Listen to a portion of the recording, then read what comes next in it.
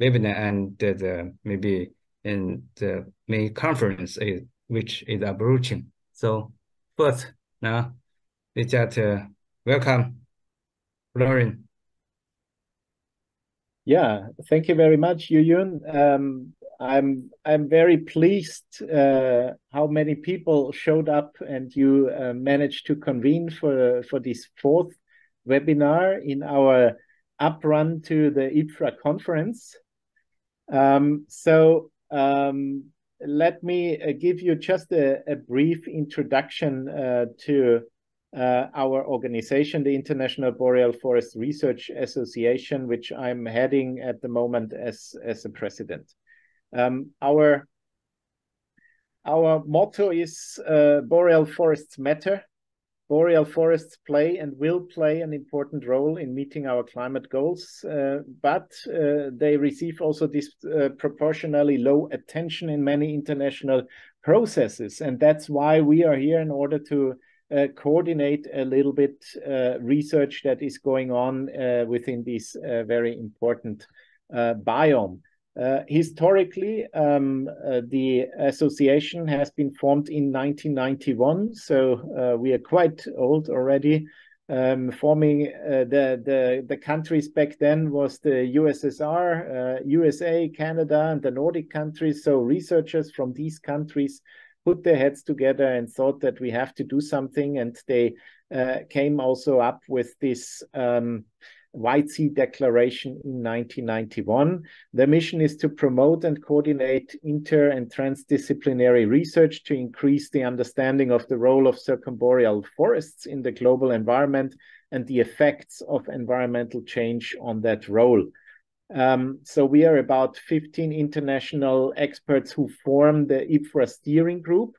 We are very much seeking for additional members, and we will also contact our Chinese steering group member Yu Yun again to suggest us important Chinese institutions in order to extend our steering group.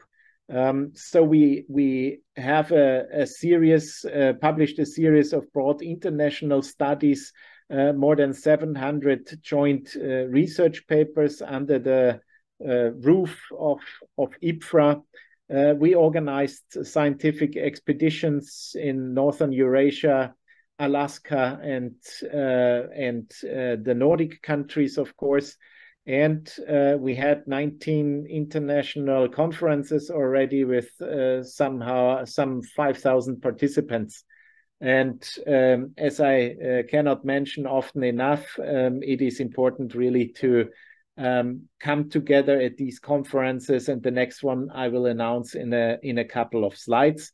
One important product I would like to mention here is what we published at the end of 2021, which is this insight report, how we call it, on sustainable boreal forest management, challenges and opportunities for climate change mitigation. If you're interested in this report, which provides some very interesting insights in boreal management, you can download it from our website, www.ibfra.org.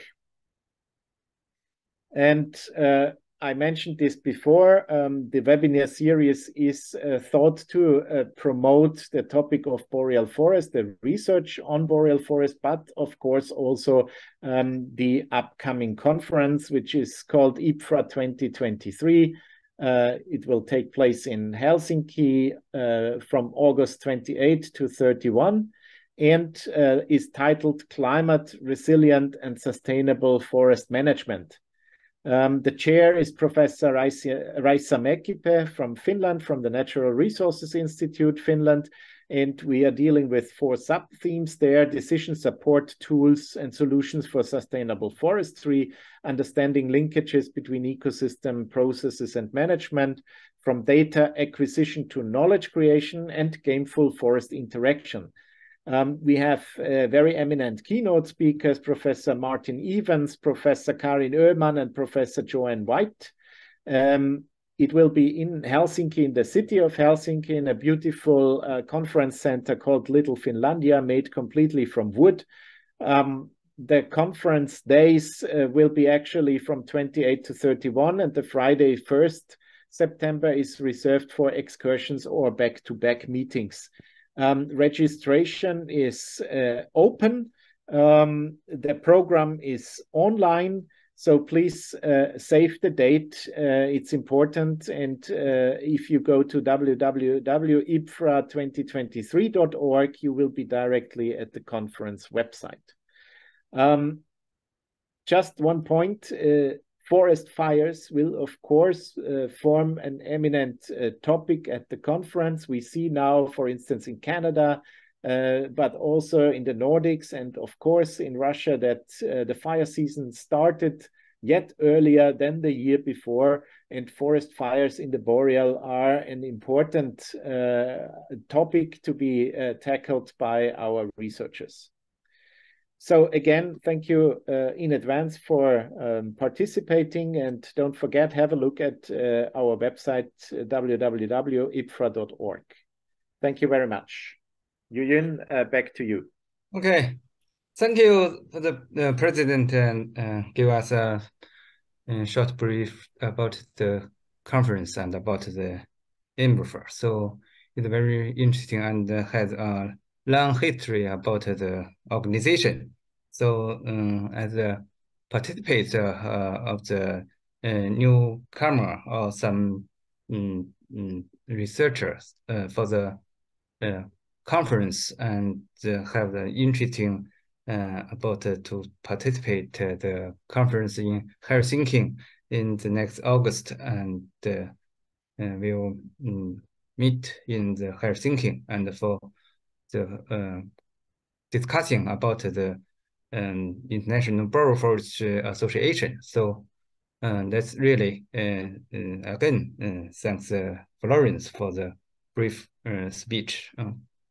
And okay, and now I think today have three speakers and to give the presentation, and respectively came from Beijing Forest University and the state administration of the forestry and the grassland, and also maybe prepare for well and for the webinar, and the three speakers also are young scientists or young senior researchers, and so first we'll welcome the Qiu Si-yu, maybe Dr. Qiu. Okay. Yeah. Okay. Can you hear me? Yeah. Yeah. Okay. And I think first you can introduce the title of your presentations and the institution. Okay. Now begin. Okay. I'll share my screen.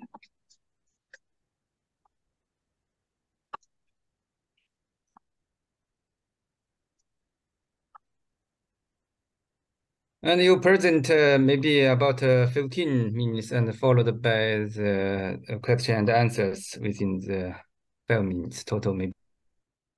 Okay? Okay. Okay. Okay. Hello, everyone. Next, I would like to give you the first report for tonight. Our topic for this seminar is sustainable management to enhance the resilience of boreal forests to climate change. My report has more focus on sustainable management because it's about growth modeling. My title is Developing Nonlinear Additive Tree Crown Weth Models based on decomposed competition index and tree variables. I'm Qiu Si-yu. I'm from Beijing Forestry University from China. I will report from the following 4 parts. Part 1, background, introduction, and motivation. As we know, crown width is half of the sum of crown radius in east, west, south, and north directions. It's one of the most important indicators reflecting crown dimension. Why we do crown weft research? Because it represents survival space and light capture capability. It has a strong correlation with other tree variables. It could also influence photosynthesis, biomass, and so on. However, it takes considerable time and effort to measure crown weft. So, developing an accurate crown weft model is urgently needed. To date, various studies have been carried out to construct crown weft models. Initially, only the relationship between crown weft and the diameter at breast height was fitted with linear or nonlinear regression. Later, other variables were added to improve model accuracy. Currently, the most popular method is the mixed effect modeling method, which could deal with hierarchical structure data.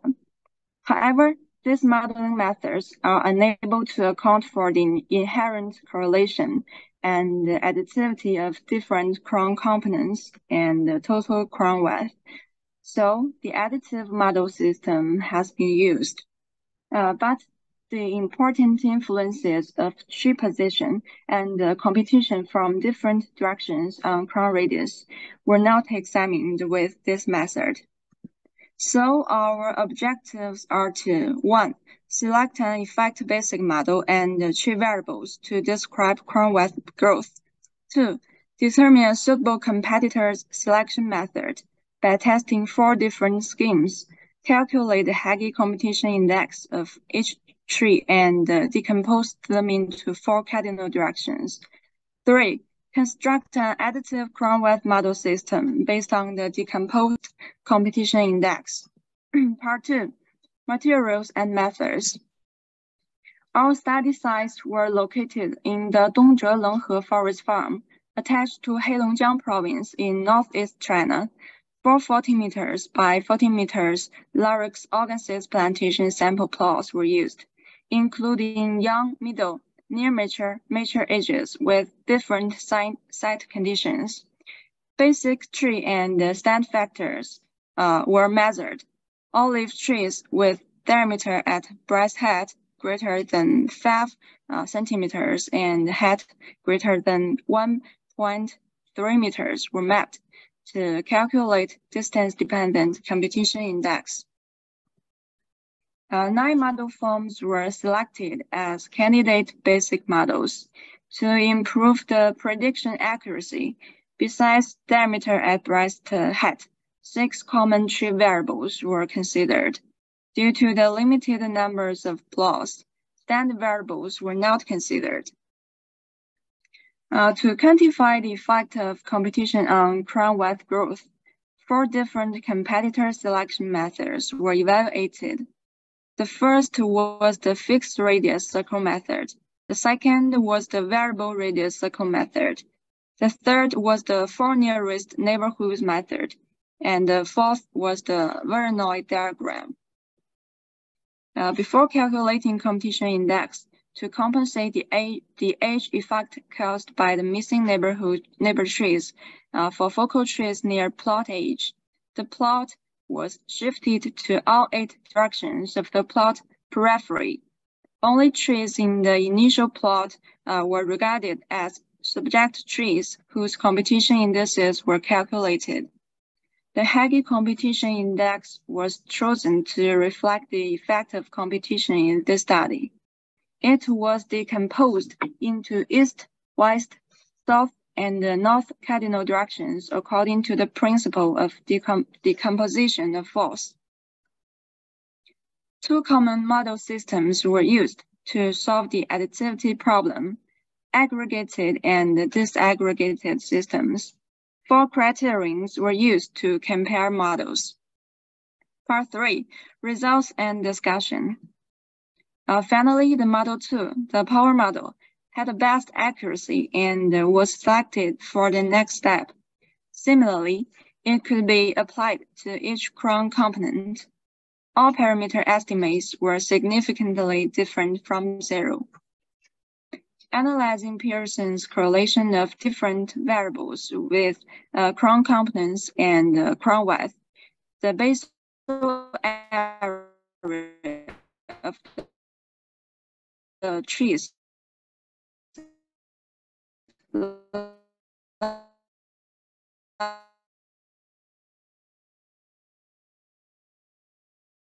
larger than the subject tree, and breasthead had a calculate later.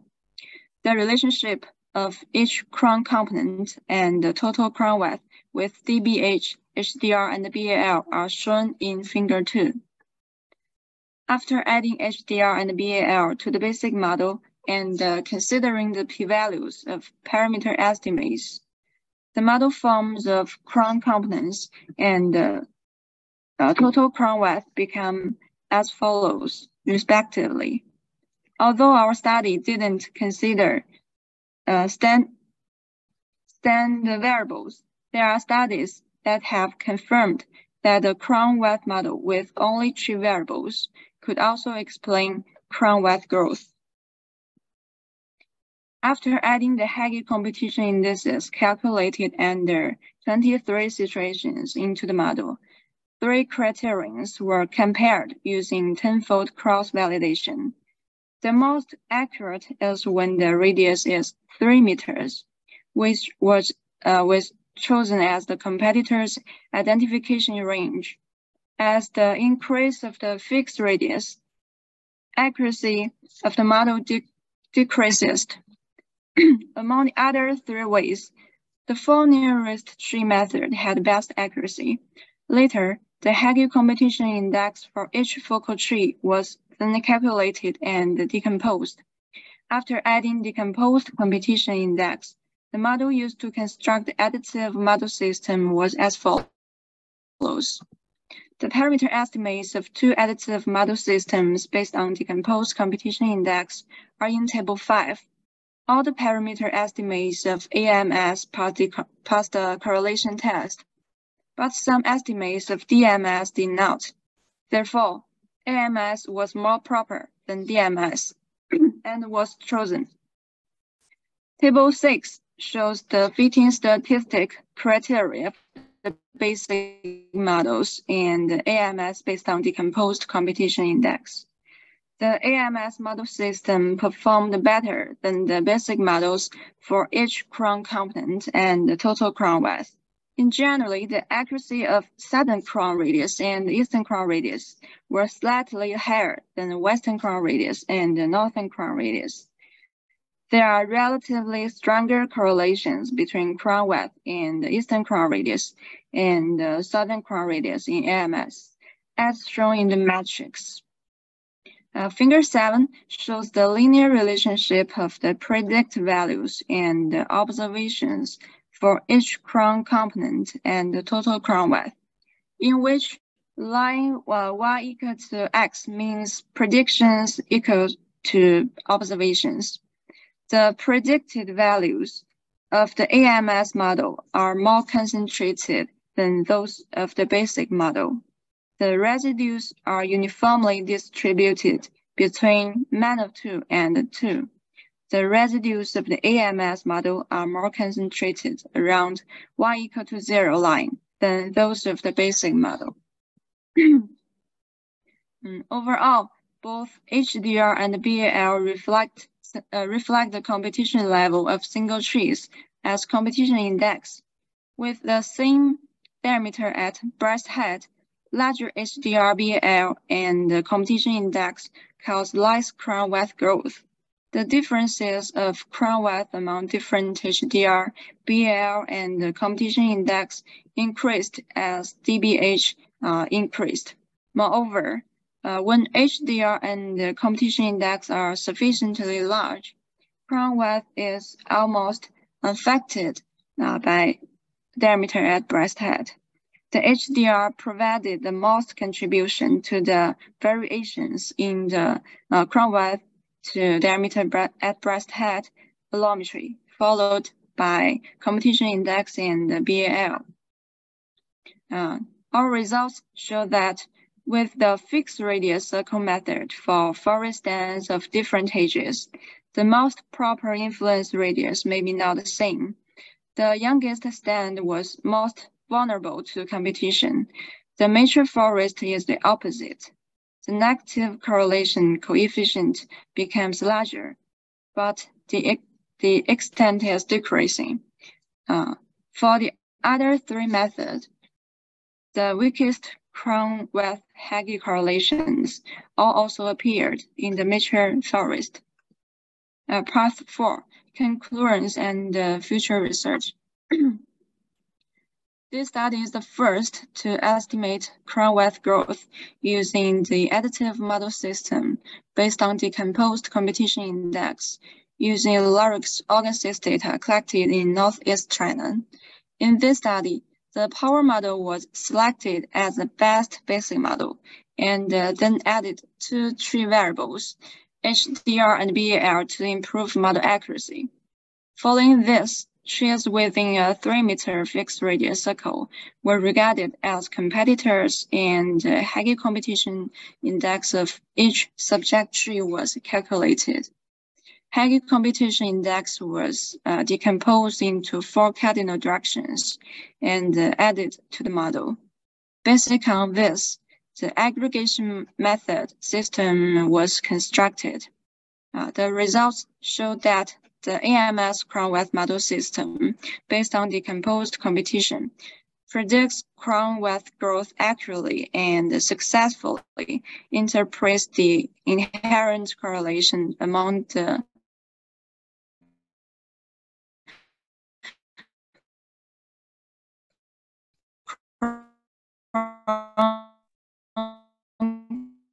components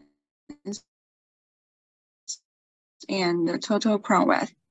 This study could be applied for future reasons. The adjustive coefficient of determination was not large enough and did not reach 0.7 when using tenfold cross-validation, which is usually considered to be the symbol of good models. In a future study, assuming sufficient plots, more stand variables or climate variables could be added to the model to make the model more representative. In addition, there is a possibility of applying a mixed effects modeling approach that considers sample plot variations due to the nature of data. This methodology could be used in any other stands, such as mixed stands or broadleaf forest. We also could explore the effects of climate change on crown growth by combining more modeling methods, such as mixed effect modeling, quantile regression, and dummy variables approaches. That's all my report. Thank you for listening. If you have some question, you can send email to me. Okay, that's all. Okay, thanks for Dr. Chiu. Okay, interesting topics of the competition index and combined to describe the modeling the ground test. Okay, so any questions or comments maybe?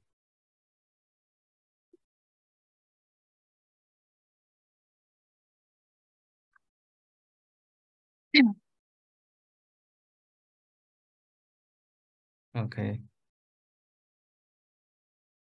Okay, if not, we'll quit my screen. I have a question. Okay. Thank you very much, Dr. Chiu. That is very interesting, although I must admit also quite technical. So for the very practical uses of results from your research, what could you recommend to practitioners in the field in terms of forest management in order to take your findings, so to say, climate-based crown variation into account? What would be a consequence for silvicultural measures in the field?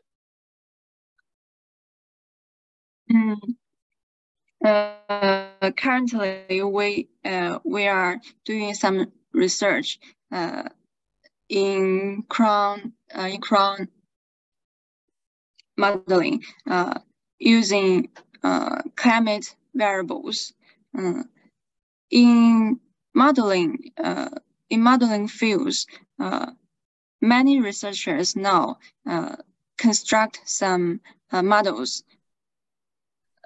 adding climate variables to predict their growth. I think in large fields such as national fields or large fields, we could add different climate variables from 1 year, 2 year, 3 year, or their average to add to the models to construct a model is our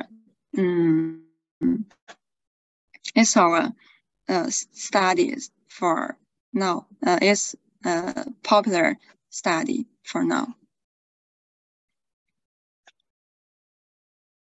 Okay, thank you. Okay, thank you. More questions?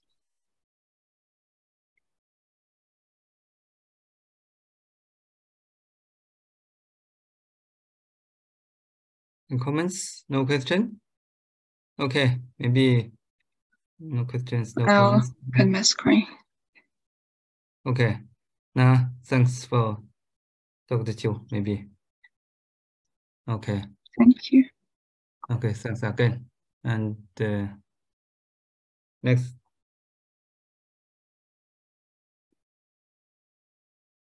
Who is next? Maybe Yi Xutong. Okay. Okay. Thank you. Could you hear me now? Yeah. Okay. Okay.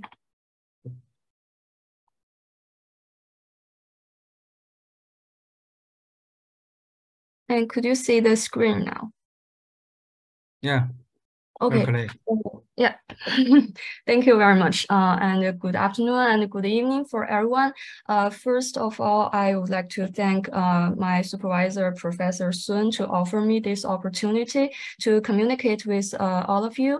And my topic is forest management practice in Xishan Experimental Forest Farm of Beijing.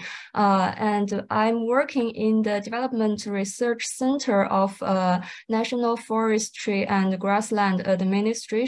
But this year I'm working in this forest farm, so that's why I choose this topic. And also I would like to thank my colleagues for their support of this PowerPoint. And today I would like to introduce in 5 sectors.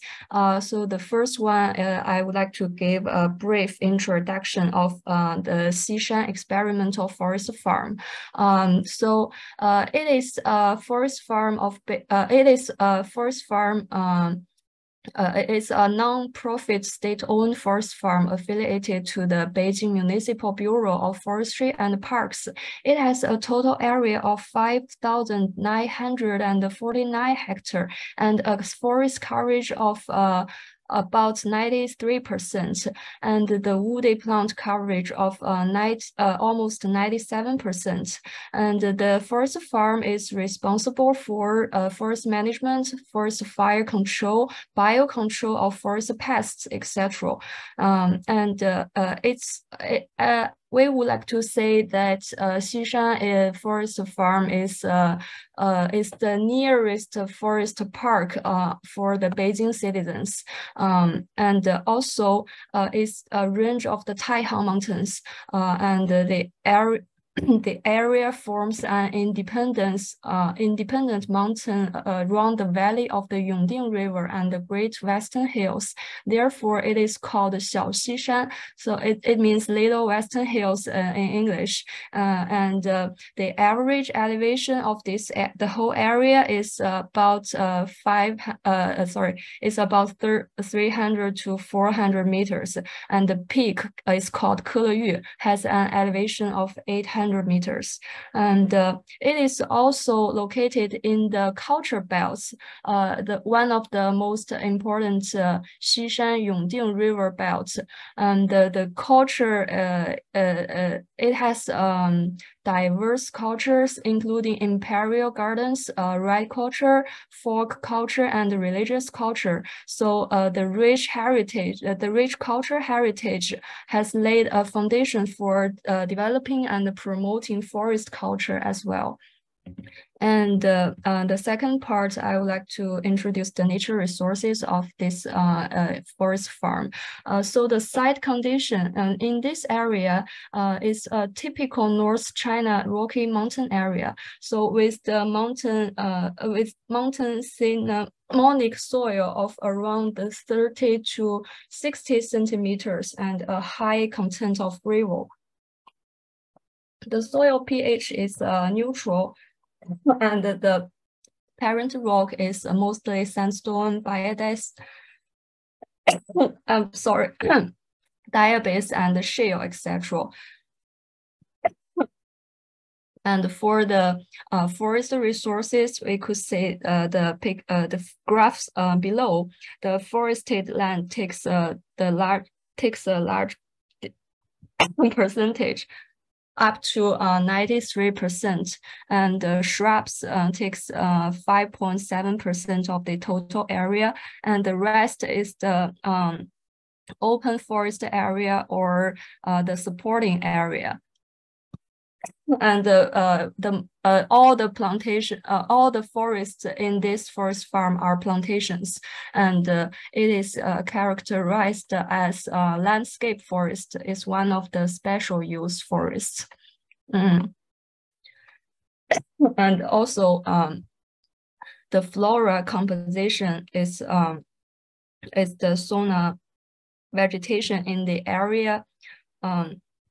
Is warm temperate zone deciduous broad-leaved forest, most of which belongs to the Chinese-Japanese subregion of the Arctic flora, and some of which belongs to the Middle Asia, West Asia flora, and the Southwest Asia subregion of the Paleotropic kingdom.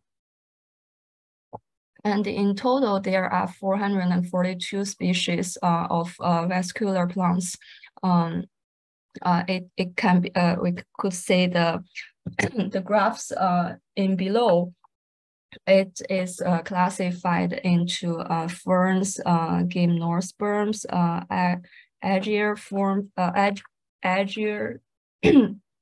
angiosperms, and the total number of vascular plant species account for 1/5 of that of Beijing.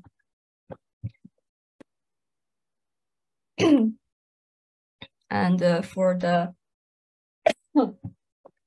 plantation, I'm sorry, I got a cough today, so.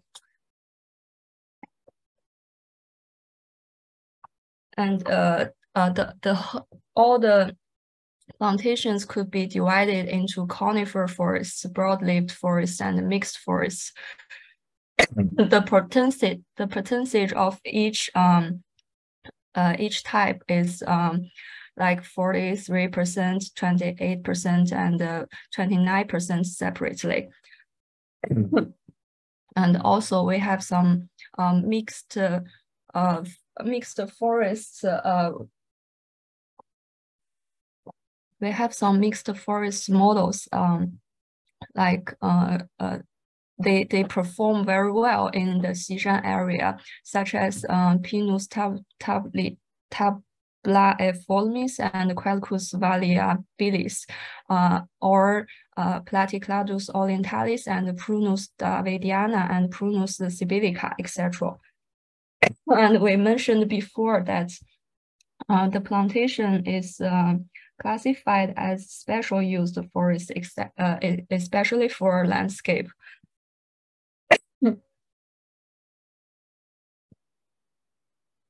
So we also planted some colored leaved species, and also different species make sure that in every season, people will see different landscape of the total area in Xishan.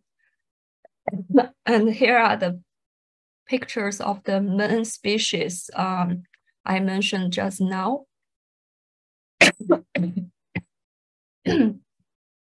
So the below these two species have red leaves in autumn. Is very beautiful there. And also these two prunus will flower in early spring. It's like a snow covered the whole mountain. And the forest management history, I would like to give a very short introduction. In 1949, and when the People's Republic of China was founded, the forest area of this area was only 280 hectares. The forest cover was 4.7%. So it's almost bare land there. So we call it the typical degraded mountainous ecosystem. And in 1955, on February the 5th, decision on the Beijing government issued a document called Decision on Strengthening Afforestation in Beijing. So it can be seen as the beginning of artificial afforestation activity in Beijing. And also from that time, Xishan started its forestation activity. In the first 15 to 20 years, the main afforestation activity is planting or seedlings. And in 1970s to 1980s, they started to do tending and intermediate cutting. So they started to manage the forest instead of only planting. And in the late 1990s, the management target transferred to manage ecological non-commercial forests and ornamental forests. And also the the forest farm had another name, like Forest Park, in the 1990s. And nowadays, the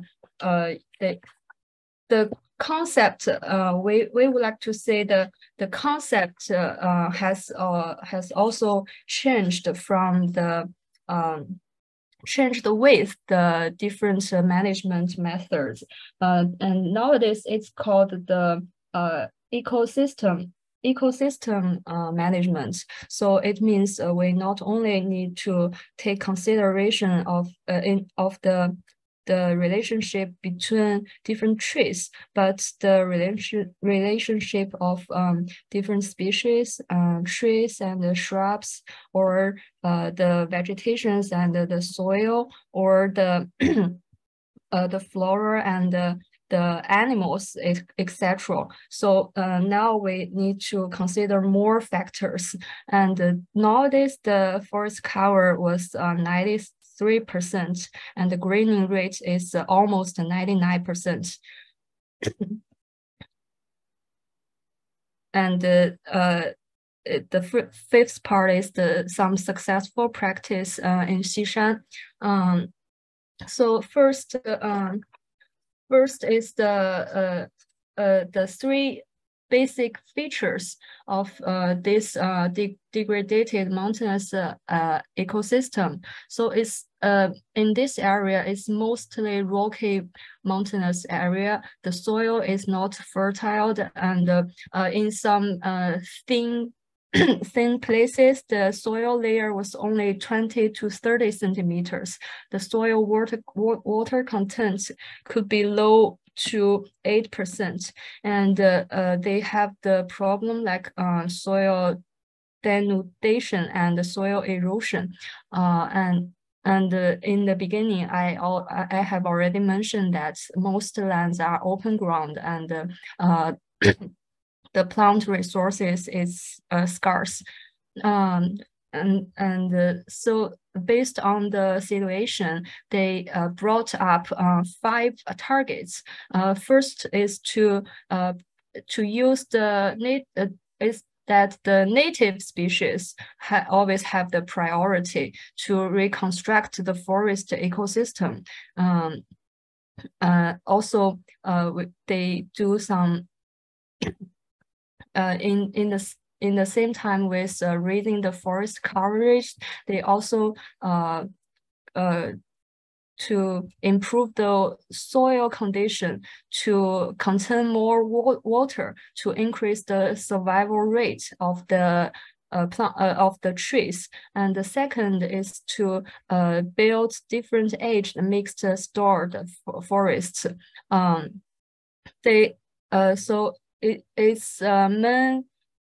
The main target is to build integrated, stable, and well-structured ecosystem to enrich the flora, fauna, microorganism richness, intend to reach the sustainable forest ecosystem. And the third is to let the ecosystem have its multifunction.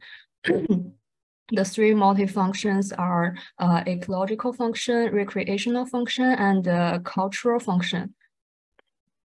And some details in the restoration methods and the techniques.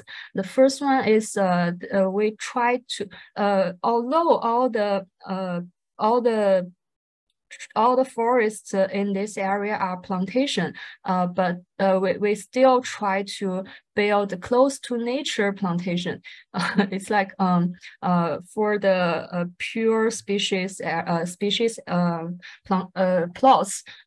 Sometimes we cut them in groups to plant some broadleaf species to make them like more and more for mixed forests.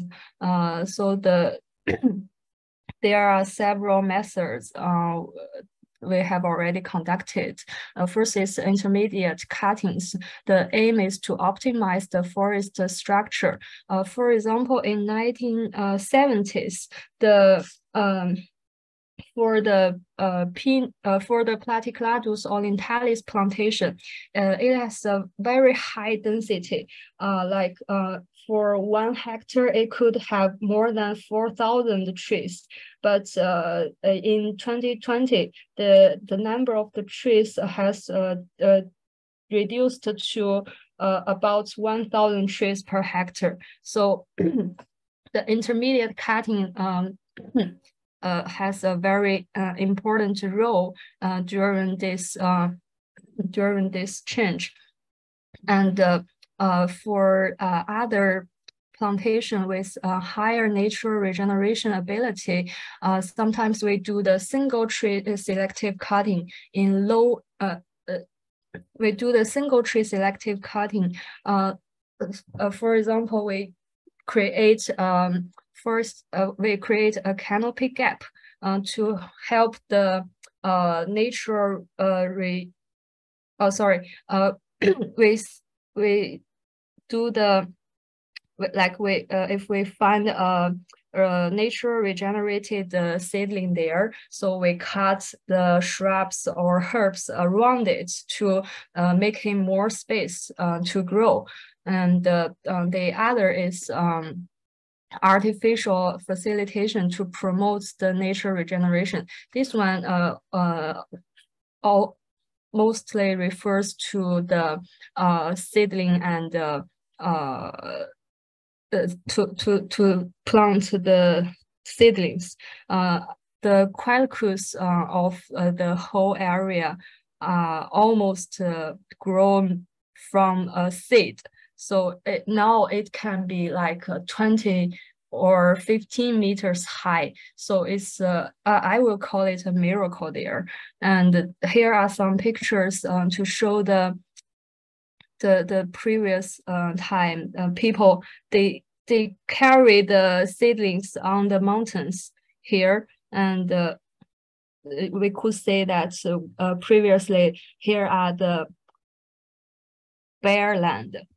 And nowadays, it's just like the pictures showed in below. So everywhere is green. And the second method is the ecosystem low carbon sustainable management. It has three parts. The first is pest control. We don't use the drugs or other chemical things. We mainly use biological enemies to control the amount and the number of the pests. And the second is soil improvement. I said just now the soil layer of this area sometimes is very thin, so it also lacks of nutrients as well. So we make we smashing the tending residue and then put them back on the ground as the later layer for the trees to grow. Sometimes for a very, very difficult site or special area, we use the nutrient soil or bacteria solution. For example, when we replanting the Quercus variabilis or Acer truncatum.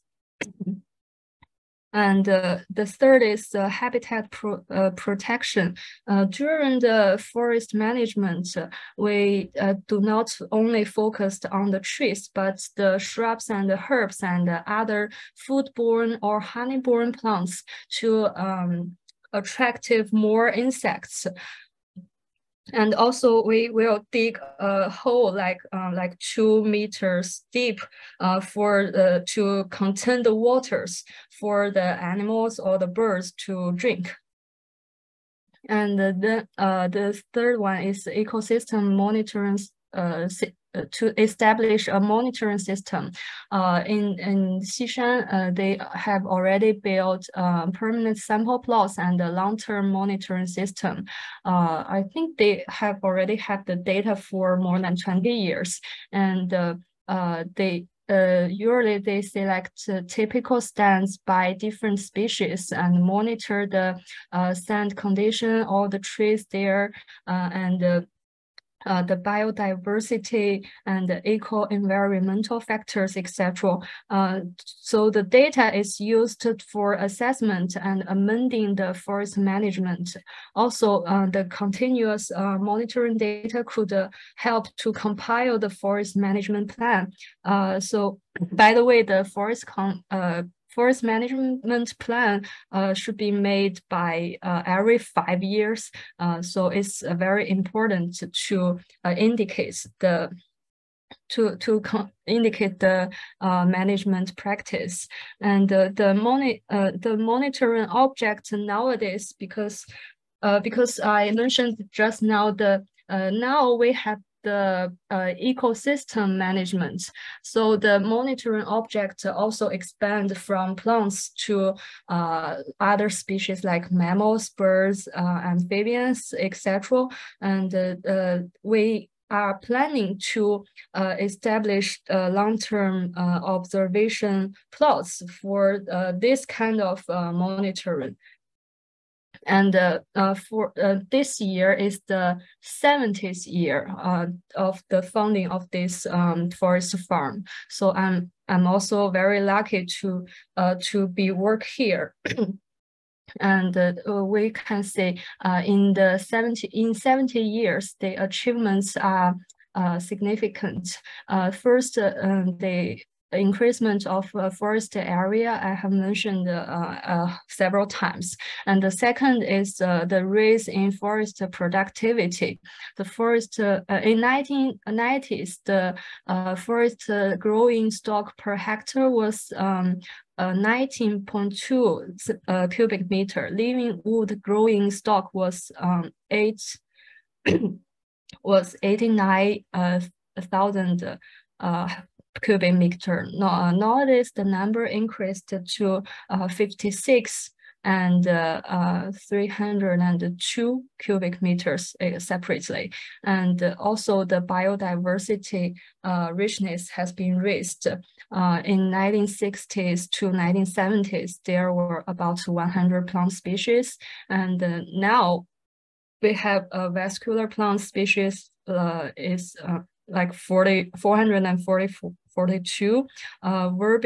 Vertebrate is 131. Insects is 154. Microfungi is 148. And still, some of my colleagues, they are watching the birds, and they think we still have some species missing. So they are doing the work right now, or as well.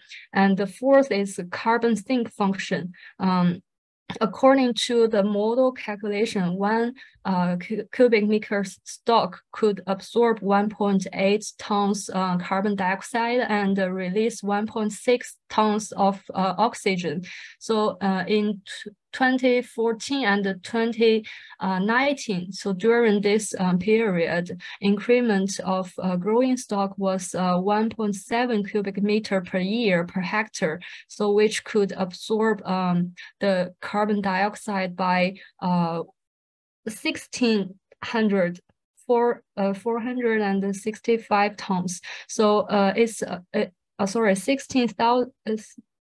Yes, 16,000, about 1.5 million yuan. So this is calculated by the carbon trading market in 2020. So the carbon sink benefit is kind of huge in this area, and also the multifunction of forests has been achieved. After 70 years management, the forest ecosystem becomes more stable. It helps to prevent the water and the soil erosion, build a water conservation area, and the different tree species consist of mixed forest and makes beautiful landscape. So I will call it a day, and if you have any questions, please feel free to ask. Thank you.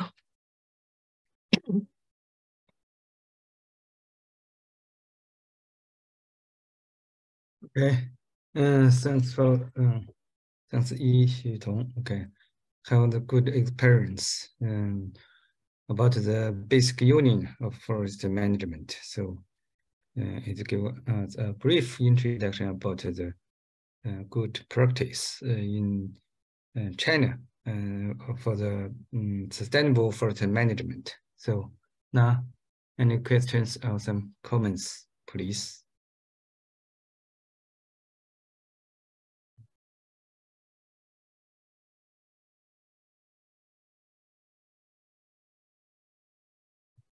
Questions or comments? Okay. Lauren, okay.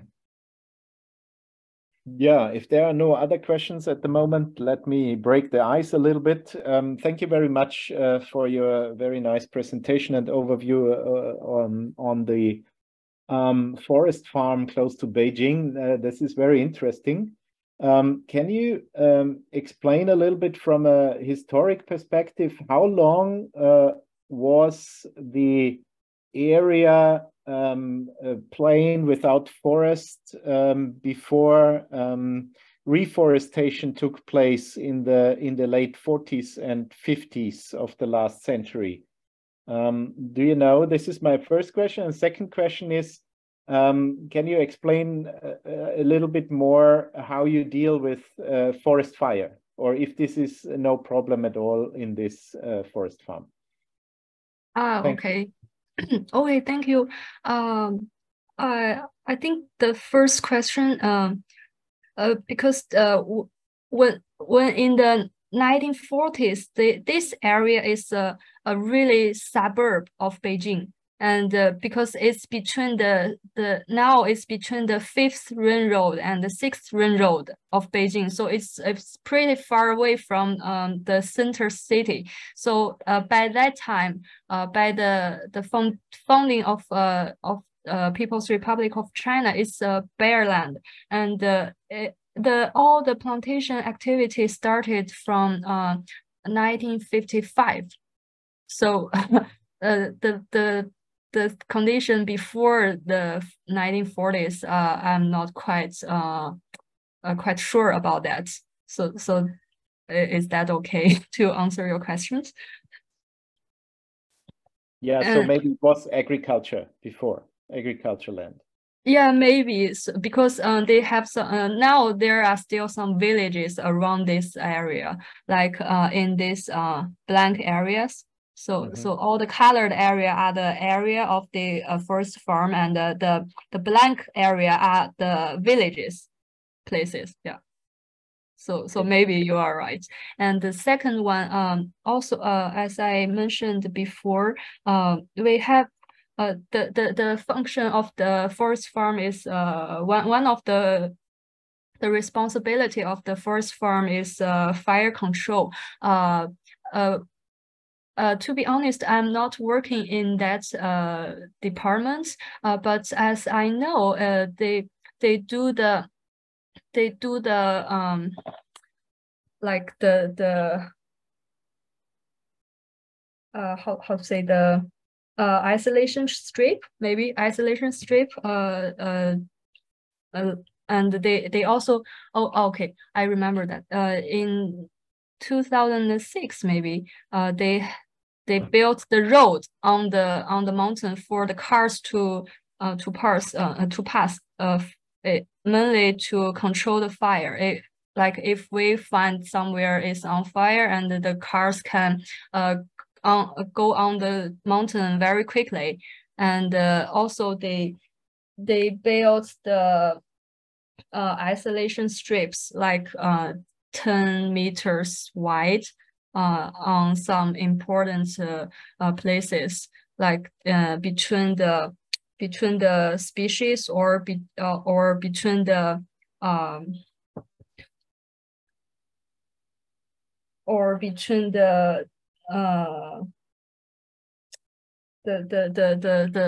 or between the plots, except for example.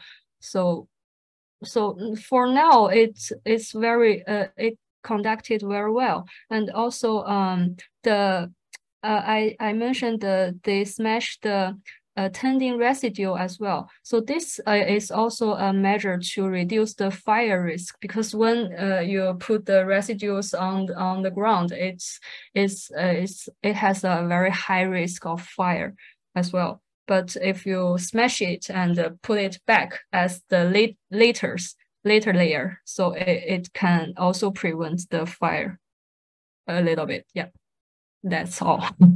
Thank you. Thank you. Thank you. Okay.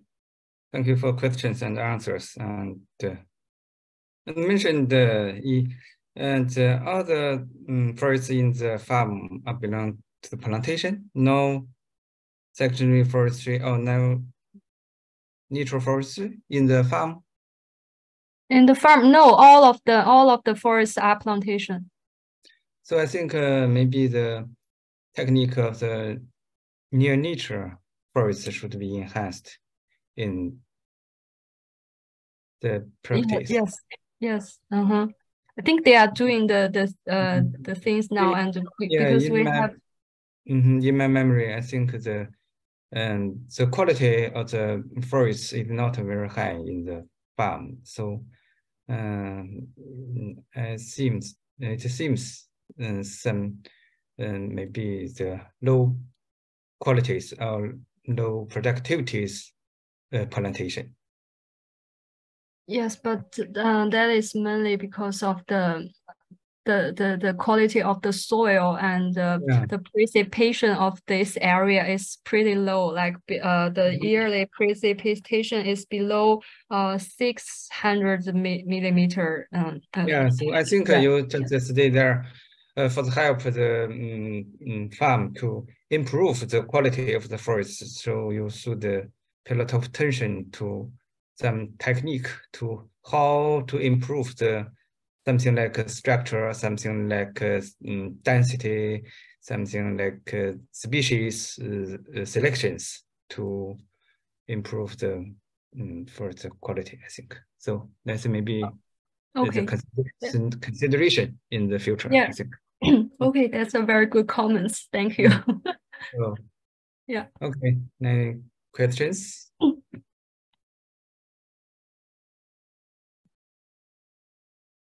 No comments? No? Okay, maybe. Okay, thank you. Thank you. Okay, that's all for presentation. Thank you again. Okay. Yeah.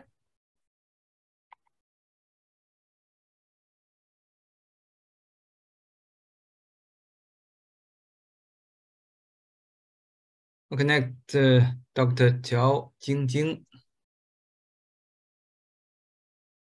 will give us a presentation.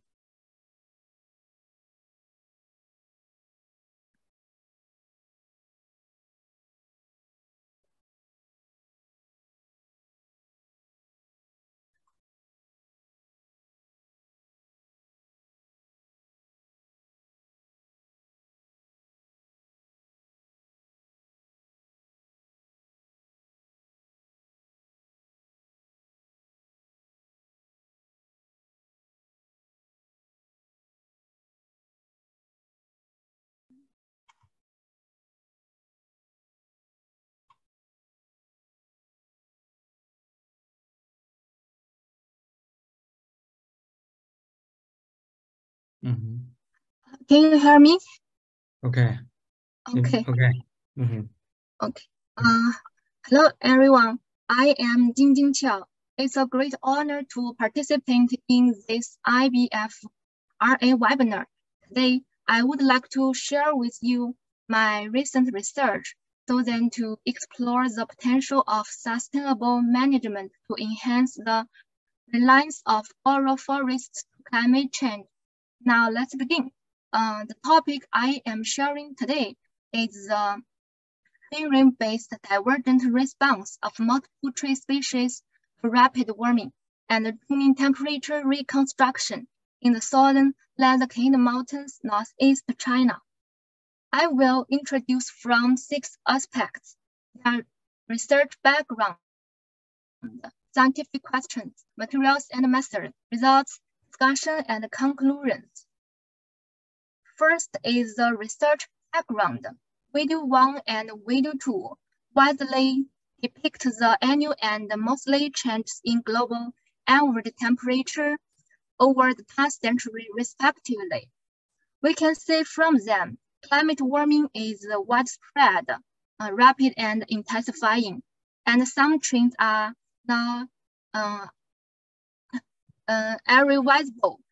The 20th century is the warmest in the past 1,000 years, and the sharehood of 2 degrees centigrade will be exceeded during the 21st century without emissions cuts. Literature review found that rapid warming severely changes agricultural production, biodiversity conservation, and maintenance of ecosystem sustainability. Climate warming has significantly affected the forest ecosystem and even each tree species involved.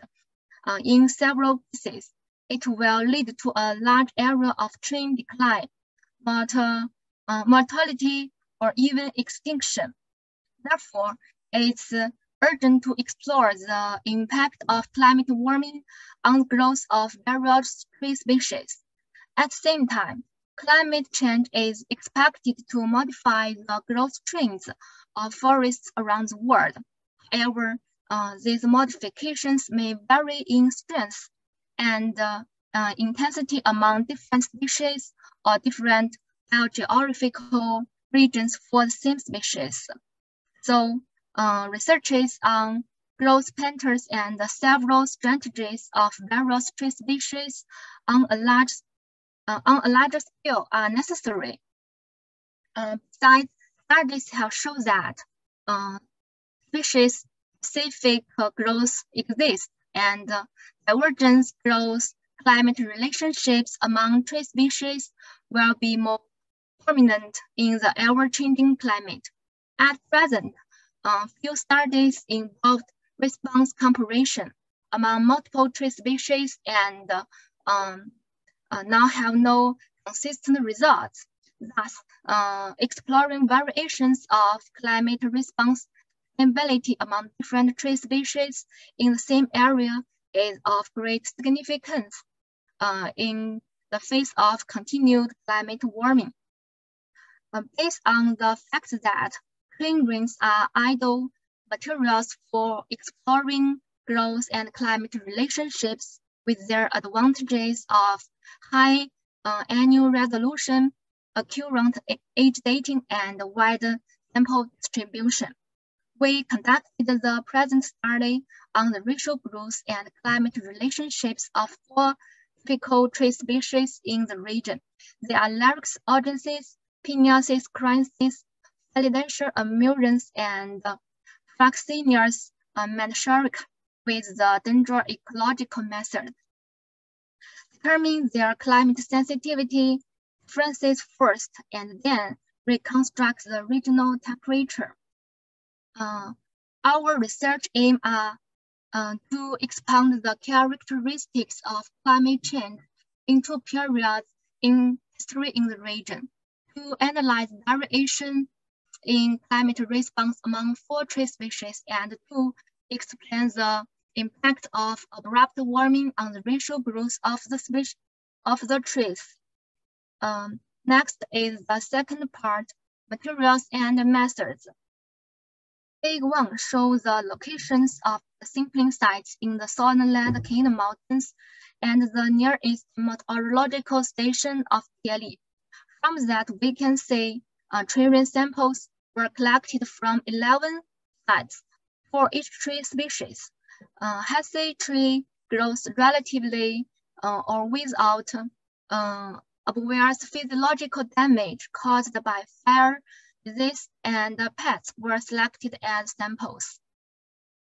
Cores were extracted using a 5.15 millimeter diameter increment border at breast height.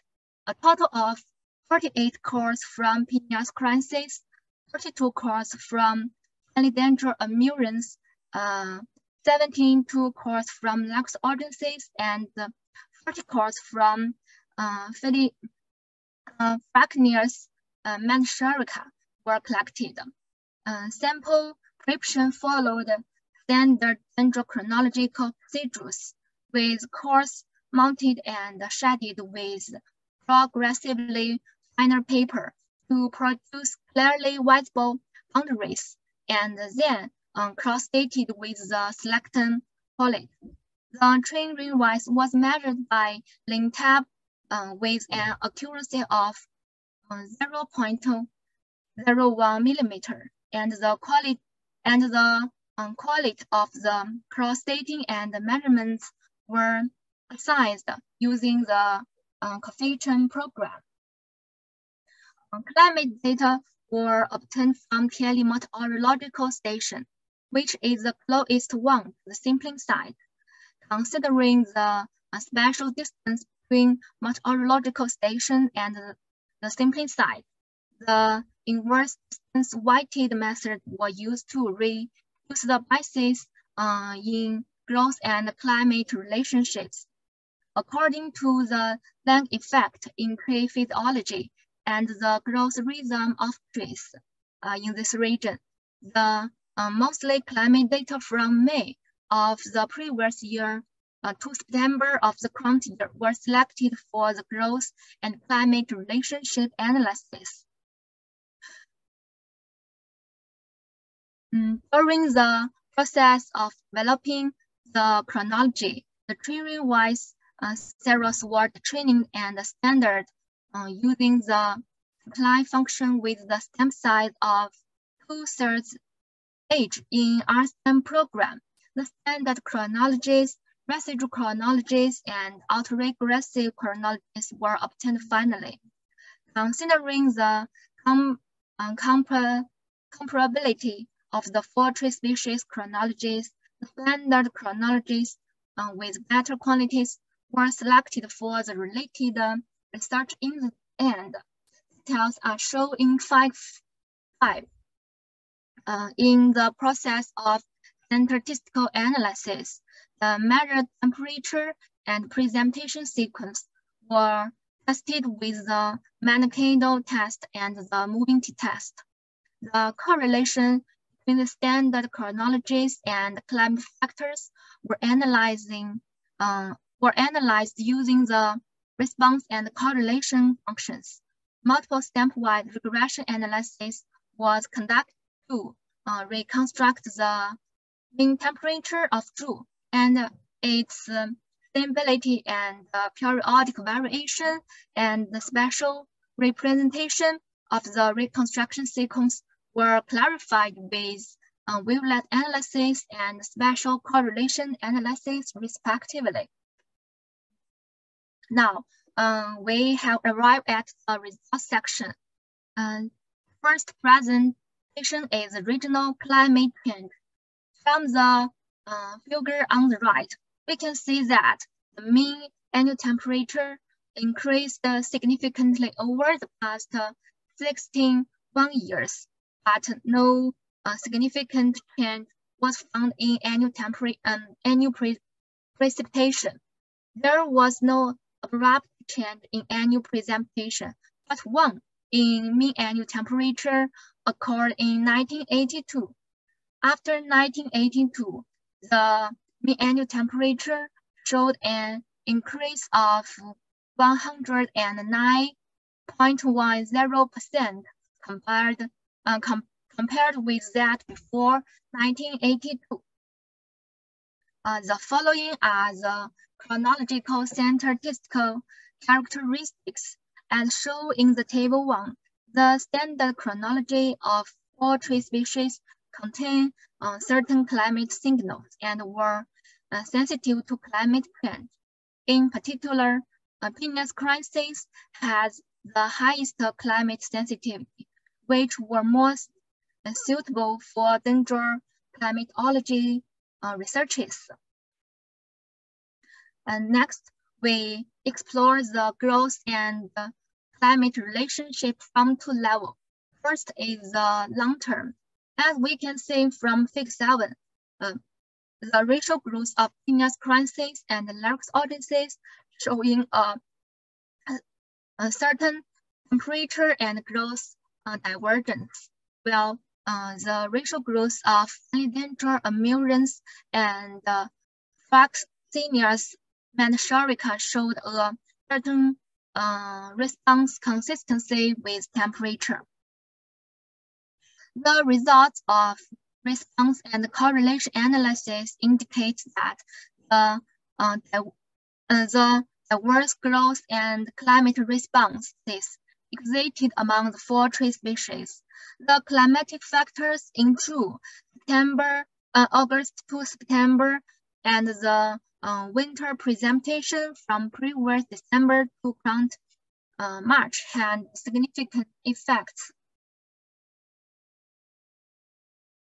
Since the chronological length of Fraxinias manchurica can only be traced back to 1992, the growth and climate relationships of Pinus crisis, Larix audiences, and Philodendron amurans before and after the abrupt warming of 1982 were analyzed. From Figure 9, we can see that the racial growth and climate relationships changed before and after abrupt warming of 1982.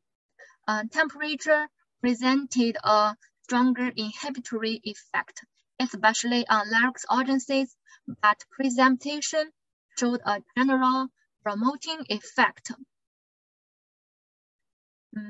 From the above analysis, it can be seen that the temperature in June always have significant effect on the racial growth of Pinus crisis.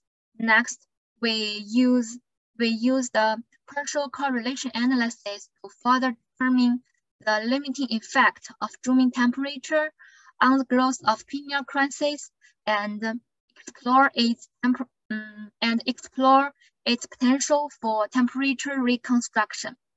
The results all show that the mean temperature in June is the limiting climatic factor for the racial groups of pineal crisis in the region indeed, which is suitable for climate reconstruction. Subsequently, our work revolved around rooming temperature, reconstruction, and verification, considering the lay effect of climate factors on train growth. The train-wise index of the standard chronologies of pineal crisis of the current year and the following 2 years were selected. The regression models between them and the measured mean temperature sequence of 2 were obtained by optimal stepwise regression analysis. Here is the optimal regression model for mean temperature reconstruction.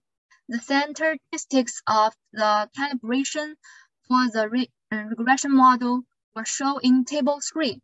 The stability and reliability of the reconstruction model were tested by the lay-one-out verification, and the results were shown in Table 4. The various statistical parameters indicating that the reconstruction model was stable and the reconstructed temperature sequence was generous and reliable. And from Fig 11, we can see that the changing trend and range of the reconstructed and the measured temperature sequence were consistent during the calibration period. Finally, we studied the features of the reconstructed sequence, including 4 parts: fluctuation characteristics, cold and warm characteristics, periodic variation characteristics, and spatial representation. From Figure 12, we can see the mean temperature of June fluctuated significantly in the study area, observes cold and warm changes. Over the past 113 years, there was 1 warmer period and 2 colder periods in this region, with a total duration of 7 years and 29 years respectively. The mean temperature of June in other periods fluctuated around the average value and varied small. When 5 warmer year with its temperature greater than 18.92 degrees centigrade and 5 colder year with its temperature lower than 17.26 degrees centigrade. As can be seen from Table 5, warmer and colder years occurred 20 and 21 times, according for 14.3% and 15% of the reconstructed years respectively. From Fig 13, we can see that the reconstructed sequence has an evident 2 to 7 year periodic variation, but there was no regular periodic oscillation. Finally, we studied the spatial representativeness of reconstruction sequence. The results are shown in the Fig 14. We can clearly see that the reconstructed sequence correlated well with CRU data. Scientific correlation regions include Northeast China, Eastern Mongolia, and Far East Russia. The highest correlation occurred near the study area. The results indicate that the reconstructed temperature series can represent the true mean temperature in the southern land Kingdom Mountains and can also reflect the temperature changes in some regions of Northeast Asia. Based on the aforementioned research, we focused on discussing more modern climate characteristics, analyzing the differences in racial growth of coniferous and broad-leaved species to climate change, and exploring the response differences between natural and artificial forests to rapid warming. Meanwhile, compare the reconstructed synchrons with the surrounding synchrons to expand the climate data available in the study area, and also provide basic data and theoretical references for researches on the response of Northeast Asian forests to climate change. The conclusion of this study are as follows. An abrupt change of mean annual temperature occurred in 1982, and then the region showed warming and drying. There were divergent responses of multiple tree species to climate, especially before and after rapid warming.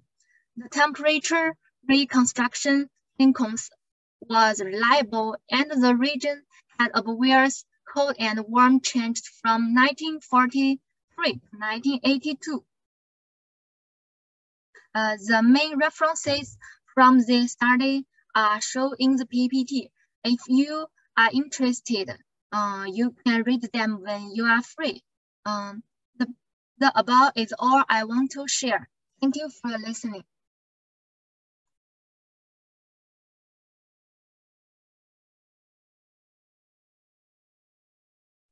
Okay, many thanks. Good presentation of Dr. Qiao. So maybe the diameter ingress is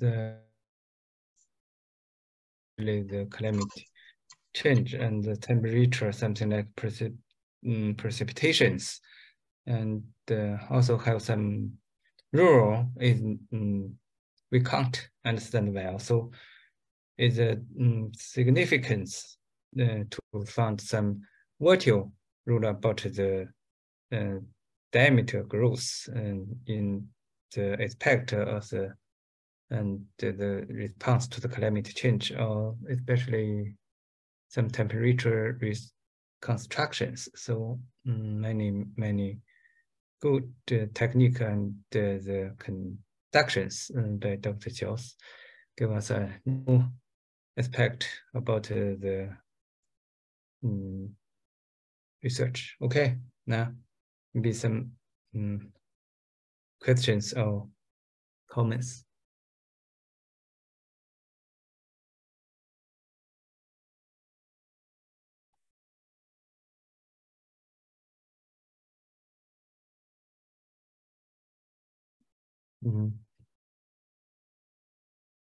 So maybe I have questions. I think the study area is a focus on the Xiaoxing'an Mountains, the flora of the Pinus crisis. So I think you just focus on the Larix organces and the technique, the method, how to can expand the other species or other area. Could you give some explaining about the expansion emissions?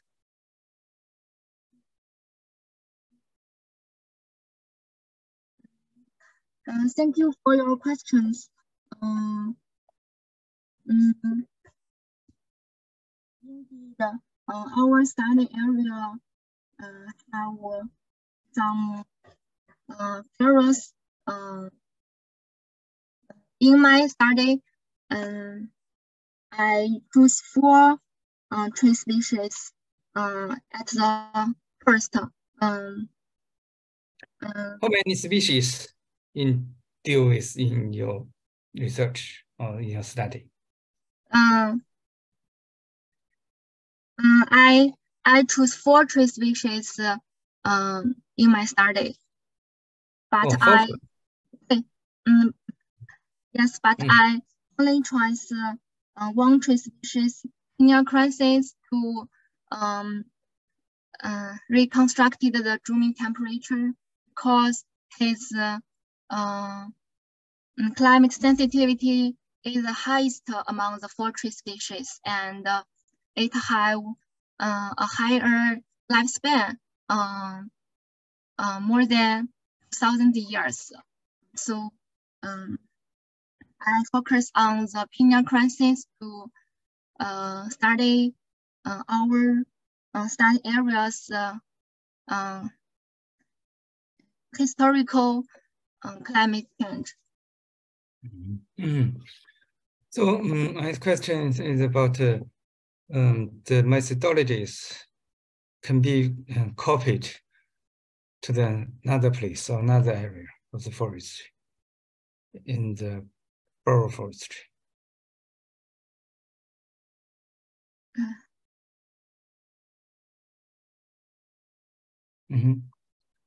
How to expand your methodology?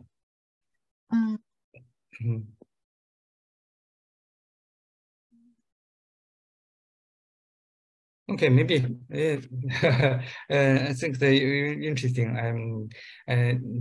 No, and your presentation is a part of your dissertations for your doctor degree. So let's say it just because the time limited, only 15 minutes, so you can't expand the whole contents to explaining the details. So I can understand that, and that matter. And I think the conclusion about the conclusion can be applying how to use your conclusion into the practice. Do you have some idea about that?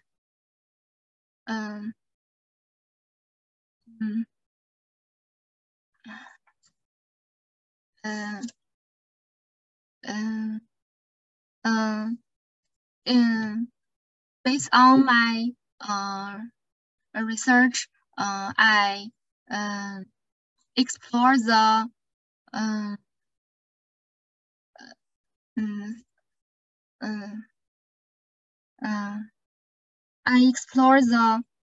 growth and the climate relationships of various tree species and find that absolutely species specific correlations existed. So in the future study, more studies can focus on bigger area and more and more species. Good, I think good. Okay, expanded from the pure stand maybe to the mixed stand, and from the 1 species of the 2 species, 3 species, 4 species be studied respectively and combined together.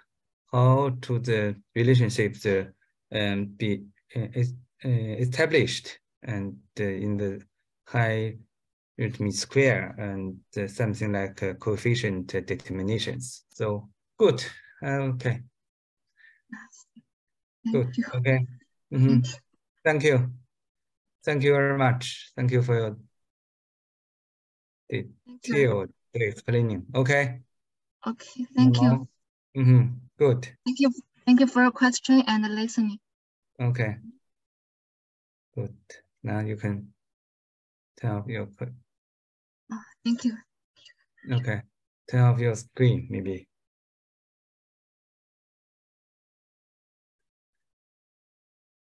Okay. Now we just about 3 speakers give us a good, excellent presentation. So let's know some about from the theories to the practice, especially in the practice in the sustainable forest management to enhance the resilience of the forest to the climate change.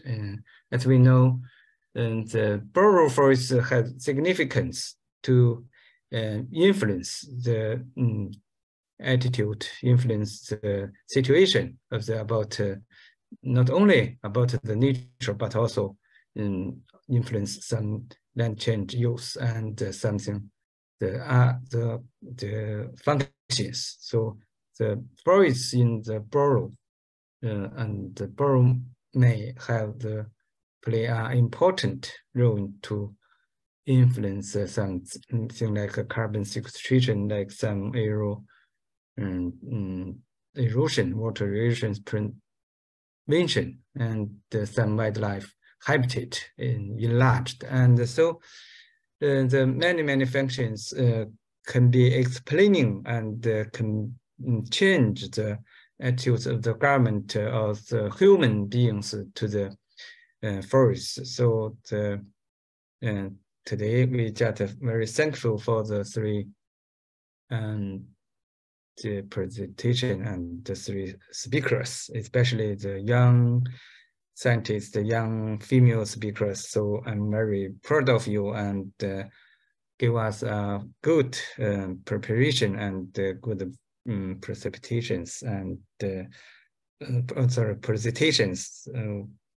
Also, okay, welcome all of you to participate to first to enhance the study and the boreal forests, especially for the characteristics of the boreal, maybe in the north about the latitude, especially some though in China maybe not enough the boreal forest, but the boreal forest in the world is very important and the large cover on the earth. So, and it will be encouraged so many young scientists or researchers to pay a lot of attention studies on the boreal forest, and that is my expectation. The first expectation, and the second one, I think, also have IBFRA. That is just a brief abbreviation of the International Boreal Forestry Research Association, and just mentioned at the beginning by the president of Florence.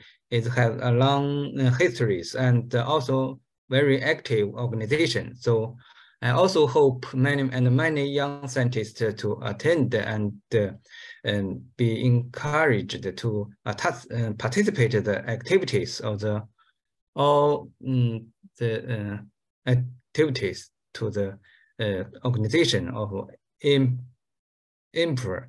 IBFRA have also held many conferences. That is just the heart of the preface of the conference. Let's say maybe 20s. So in and Helsinki. So I also here welcome all of you to participate in our activities, and I really thank all of you, including maybe not participated online, just our webinar today. All of you, very well you did, and very well done. I'm really proud of you, all of you. Okay, so Frona, maybe you just give the last sentence of statement. Yeah, thank you, Professor Sun, for organizing such an excellent webinar. I'm really happy that I could see all the excellent speakers. Very interesting topic. very profound research, and I'm very hopeful for the future of the boreal forest if so many young students are digging into the research questions, but also into the problems